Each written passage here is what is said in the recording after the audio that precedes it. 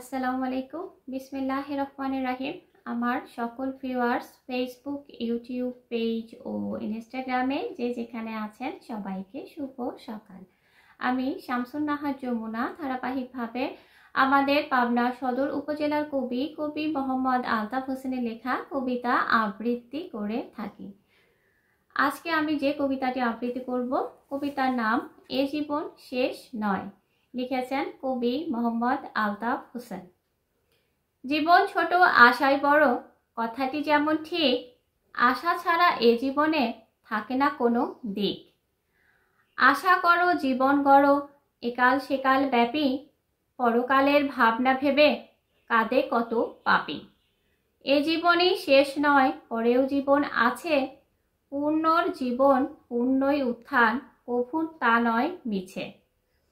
বিজ্ঞান বলে সর্বস্থলে বস্তুর ধ্বংস নাই, রূপ থেকে রূপান্তর কোথাও হারাই নাই।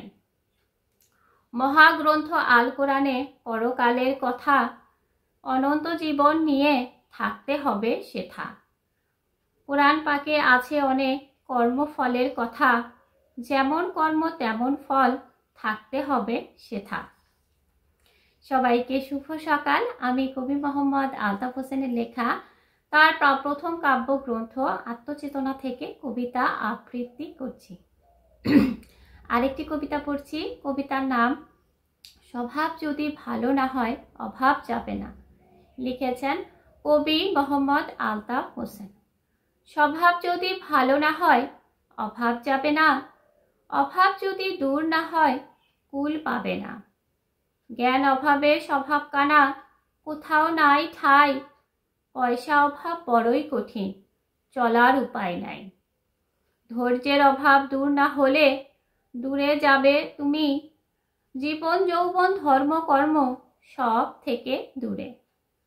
ধৈর্য জয় রাগে ক্ষয়, রাগ করো না কভু, রাগে যদি শরীর কাঁপে ধৈর্য ধরো তবু।